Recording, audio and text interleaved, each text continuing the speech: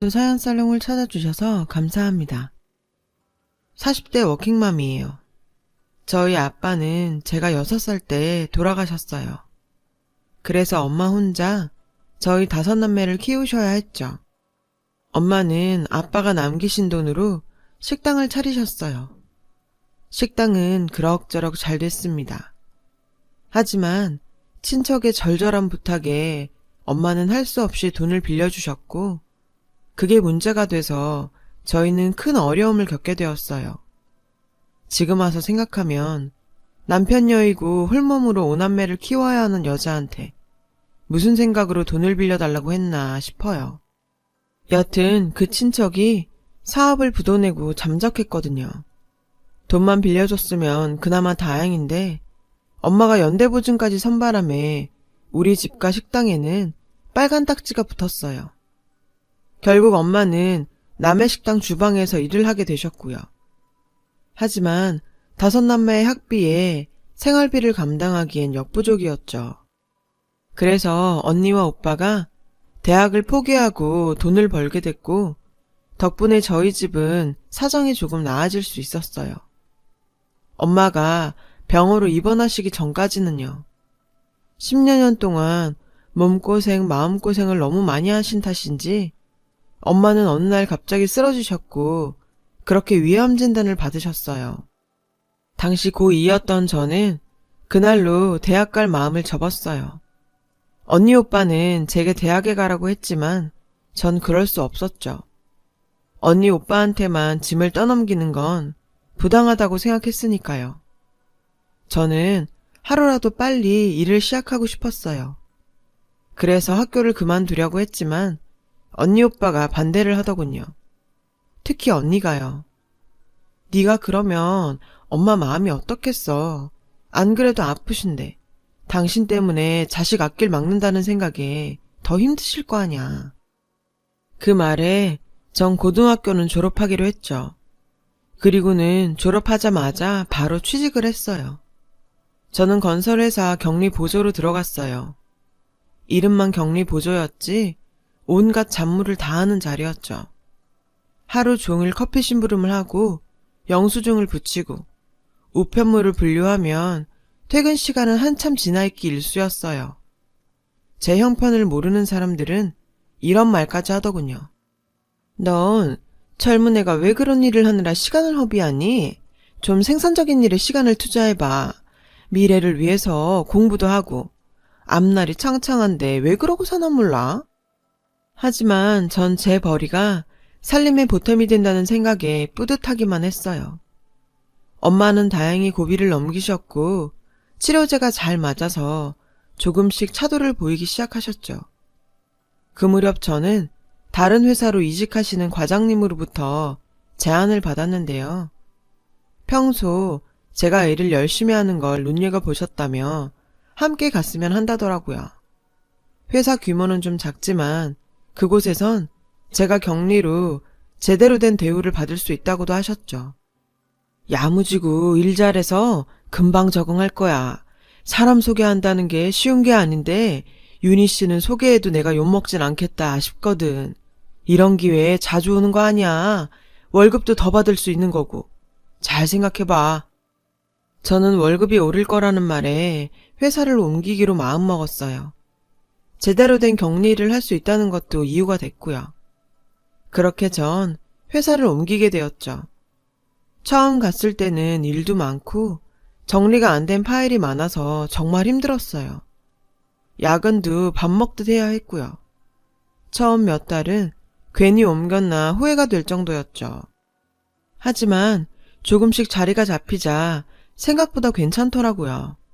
무엇보다 전보다 월급이 올랐다는 게 큰 힘이 됐어요. 그래 봐야 야근 수당은 없었지만요. 그땐 그런 게 흔한 시기였으니까요. 그리고 얼마 뒤 저는 한 남자를 만나게 됐어요. 그는 거래하는 납품업체 담당 대리였는데 순한 인상과 친절한 모습에 호감을 느꼈거든요. 회사에서도 평도 좋았고요. 저도 속으로 괜찮은 남자라고 생각은 했지만 티를 내지는 않았어요. 누가 누굴 좋아하네, 마음에 뒀네. 이런 소리가 듣기 싫었거든요. 또 대리님은 누구에게나 친절하고 트러블 없이 잘 지냈기 때문에 저를 대하는 것도 남들한테 하는 것과 마찬가지라고 생각했거든요. 그런데 하루는 대리님이 우리 회사에 오셔선 제 자리에 바로 오시더라고요. 윤희 씨, 오늘 저녁 시간 돼요? 저랑 밥 좀 먹어줘요. 제가 오늘 시간이 붕 떠서 혼자 밥 먹게 생겨서요. 전 특별한 일은 없긴 한데, 근데 저랑 식사하셔도 괜찮으시겠어요? 아우, 저야 완전 땡큐죠. 너무 뜻밖이라 놀랐지만 속으론 엄청 좋았어요. 데이트는 처음이었거든요. 그때까지 제대로 된 연애 한번 못 해본 저는 연애엔 완전 쑥맥이었어요. 저는 그날 대학가 카페에서 처음으로 스파게티를 먹어봤어요. 평소엔 회사에 나이 많은 분들 식성에 맞춰서 먹느라 젊은 사람들이 좋아하는 데를 찾아다닐 기회가 없었거든요. 대리님은 그런 저를 배려해 주시는 것 같아서 정말 고맙더라고요. 저는 대리님과 식사를 마치고 가볍게 맥주를 한잔 했어요.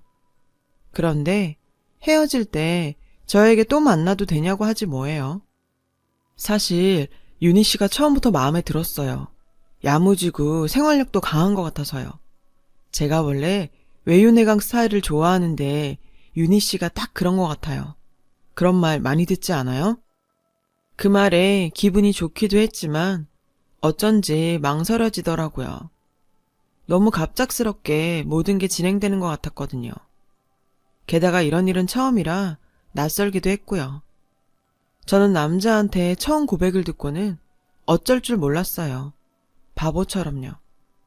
대리님은 주말에 만날 수 있냐고 묻더니 생각 있으면 약속 장소로 나오라며 시간과 장소를 알려주고 가셨어요.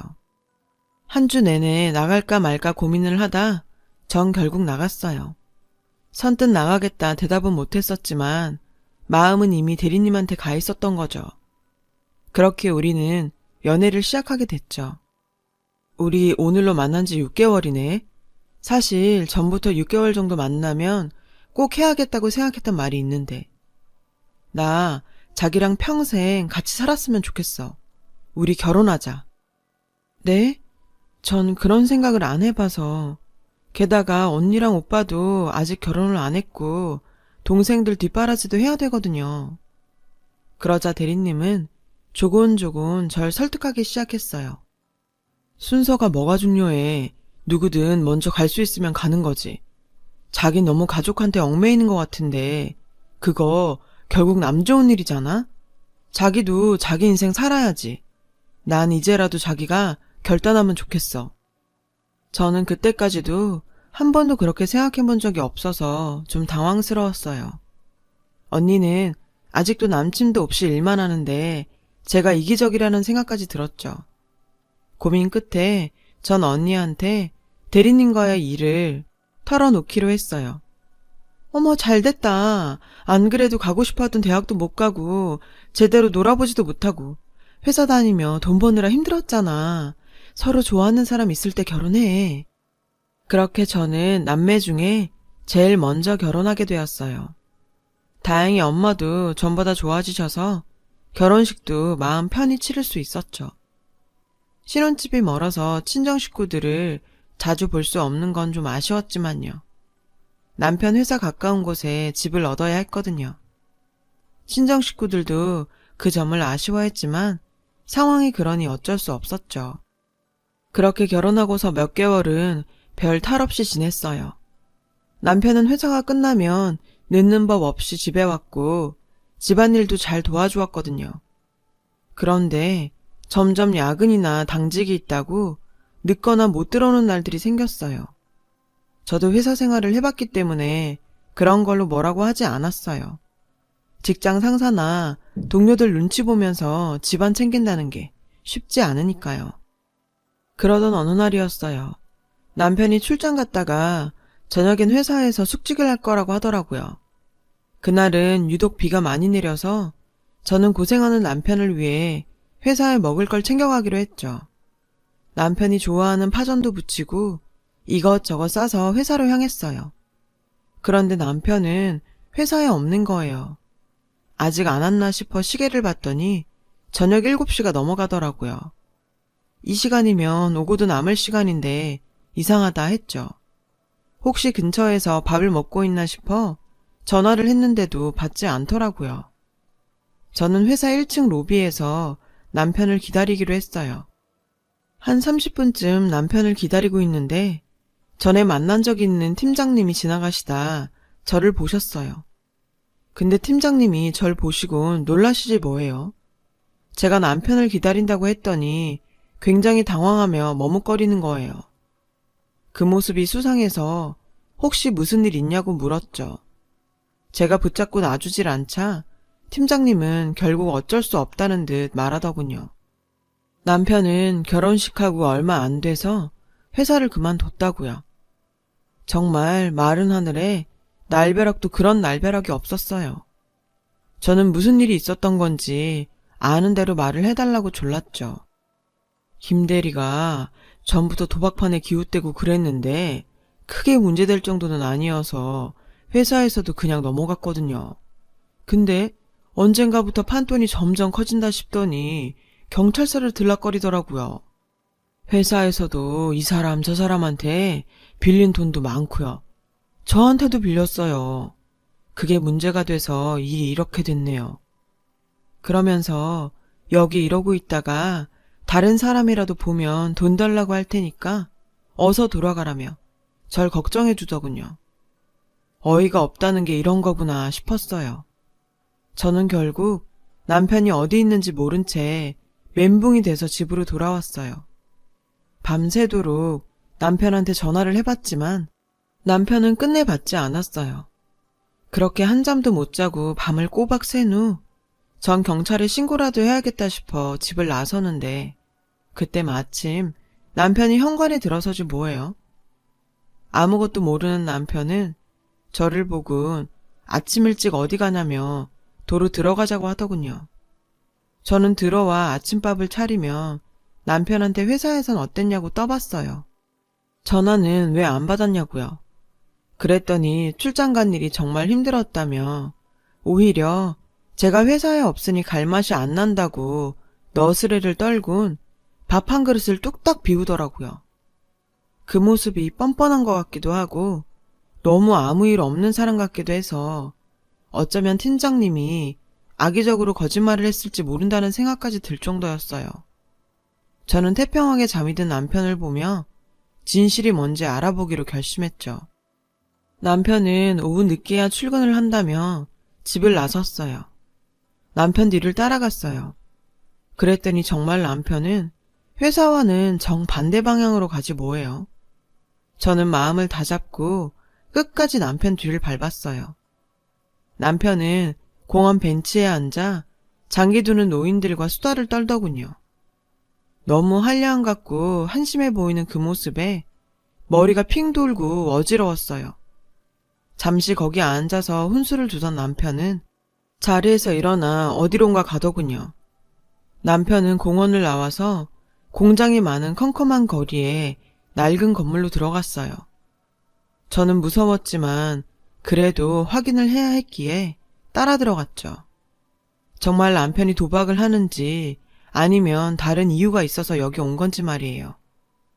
조심스럽게 어두컴컴하고 낡은 계단을 올라가 남편이 들어간 사무실 앞에서 뽀얀 유리창 사이로 안을 살폈어요.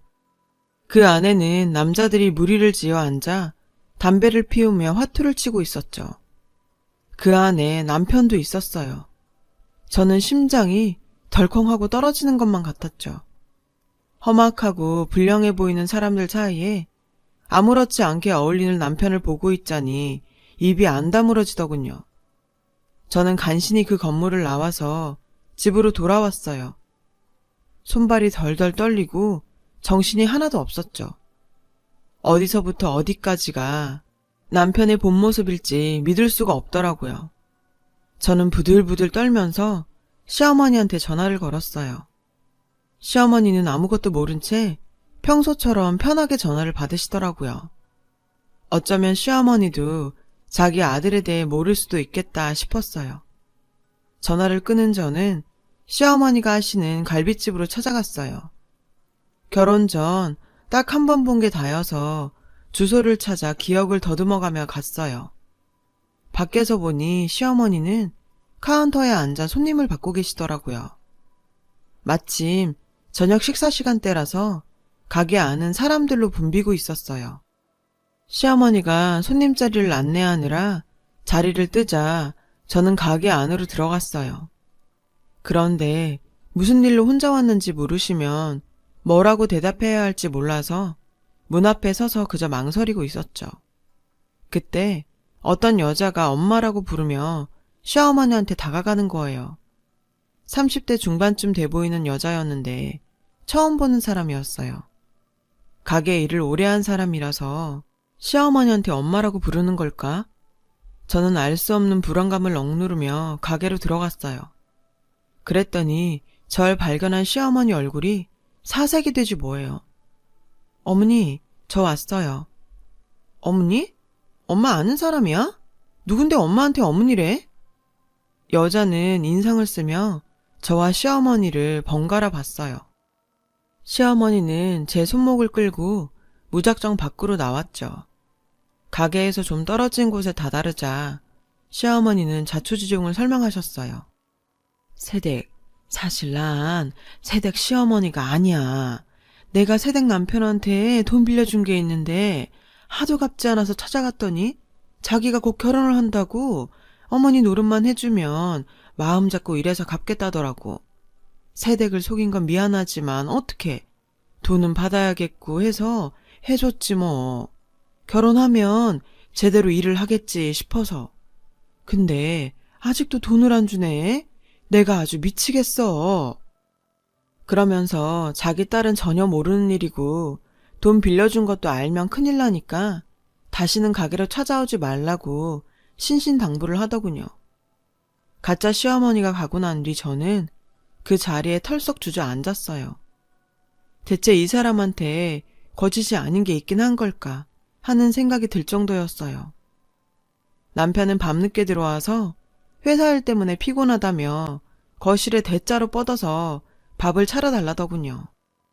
저는 아무 내색도 하지 않고 해달라는 대로 해줬어요. 남편이 작정하고 절 속인 이상 저도 섣불리 움직여선 안 될 것 같았거든요. 진실을 파헤쳐 보기로 했어요. 다음날 아침 남편은 넥타이를 메고 양복을 싹 빼입곤 출근한다며 나갔어요. 저는 바로 행동에 들어갔죠. 시아버지, 시동생, 이모님이라고 만났던 사람들을 찾아보기로 했어요. 그랬더니 시아버지 역할을 해준 사람은 같이 화투를 치다 만난 사람이었고 시동생과 이모님은 돈을 받고 알바를 한 거였더라고요. 이런 식으로 저를 평생 속일 수 있을 거라고 생각을 하다니 정말 말이 안 나왔어요. 저는 마음을 단단히 먹고 남편이 오기를 기다렸어요. 남편은 회사 퇴근 시간에 맞춰 집에 들어왔어요. 한 손에 치킨 봉투를 들고서 말이죠. 오랜만에 치킨이나 먹자. 맨날 밥 먹기도 지겨워서 말이야. 여기 내가 전에 말한 그 치킨집인데 진짜 한 번 먹으면 계속 생각난다니까. 이제 맨날 이것만 먹자고 할걸? 그래? 그렇게 맛있는 집이 있어? 그 치킨집에서도 돈을 빌린 건 아니고? 그러자 남편 안색이 확 바뀌더니 대체 무슨 소리냐고 버럭 소리를 지르더군요. 그 뻔뻔한 행동에 더 화가 났어요. 어제 도시락 싸들고 당신 회사 갔다가 팀장님 만났어.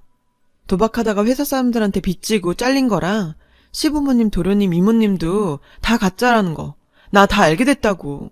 당신 공원 뒤 공장에서 도박하는 것도 다 봤으니까 변명할 생각 하지 마. 대체 언제까지 날 속이려고 한 거야? 저는 적어도 남편이 미안해할 줄 알았는데 그건 큰 착각이었죠. 적반하장으로 어디 남편 뒤를 몰래 밟냐며 왜 사생활을 들추냐지 뭐예요? 사생활이라니. 아니 어떻게 그게 사생활이에요?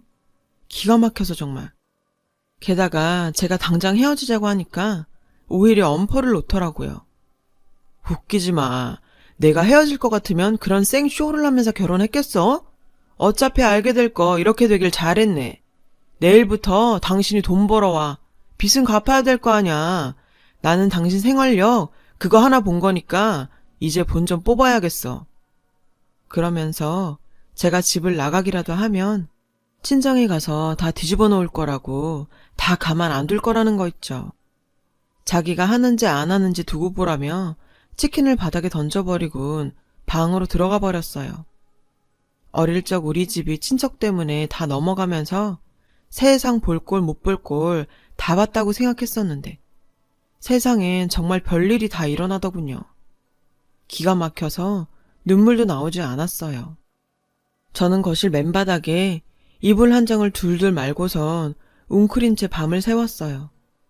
도대체 어디서부터 잘못된 걸까 생각을 하면서요. 기가 막힌 건 그 와중에도 남편은 코까지 골며 자더라는 거예요. 일주일 정도 시간이 흘렀어요. 그 사이 남편을 절 볼 때마다 취직해서 돈 벌어오라고 닥달을 해댔어요. 돈이 없어서 판에 안 끼워준다며 있는 돈 다 내놓으라고도 했고요. 판돈이 떨어진 남편은 며칠 동안 집에만 있었어요. 일도 안 하고 빈둥거리며 제게 취직하라는 소리만 떠들어댔죠. 그러던 어느 날이었어요. 남편이 통화하는 소리를 듣게 되었죠.